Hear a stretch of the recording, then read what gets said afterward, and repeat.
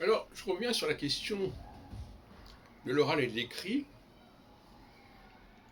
Il y a une ambiguïté quand même, par exemple, quelqu'un apprend à lire.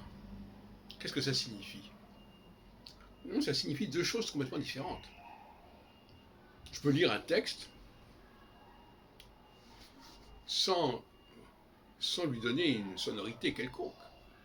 Je comprends ce texte, je le lis. Quelqu'un qui lit un roman, il n'a pas besoin de le lire à haute voix, comme on dit.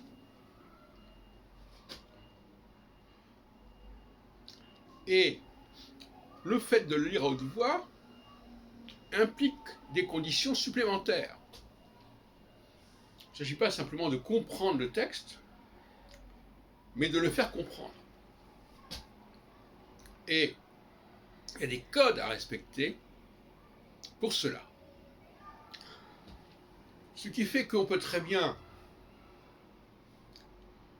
alors c'est ce que j'appelle la francographie, on peut très bien écrire et lire un texte sans parler, sans le parler. Le mot parler a une dimension orale, qui n'est d'ailleurs pas tout à fait juste. Une autre affaire, c'est de passer de la francographie à la francophonie, c'est-à-dire comment prononcer, comment articuler, comment sonoriser ce texte. Et là est le débat pour moi ici. Il y a des personnes qui ne savent pas lire le français, au sens de le prononcer. Ils savent le lire, ils comprennent ce qu'ils lisent, mais ils ne savent pas le lire, le dire. Ils n'ont pas appris, ça ne leur a pas été enseigné, ou bien ça leur a été enseigné incorrectement. C'est aussi intéressant. On leur a appris quelque chose, mais ce n'était pas la façon correcte de faire les choses. Ça peut arriver. Puisque, en réalité, aujourd'hui, il y a un débat à ce sujet que j'ai moi-même en partie lancé sur la façon dont on doit prononcer le français.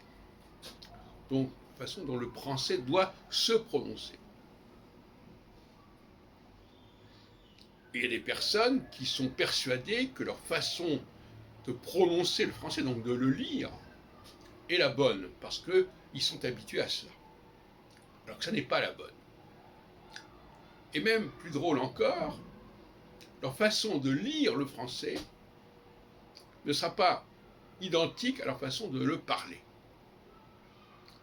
Et là, il y a une sorte de schizophrénie, c'est-à-dire que les gens ont appris à lire le français quand ils sont en face d'un texte, mais quand ils le parlent autrement que quand ils le lisent. C'est assez étrange. Et la question est de savoir quelle est la bonne façon de faire. Est-ce que c'est la façon dont on lit le français ou dans la façon dont on le parle?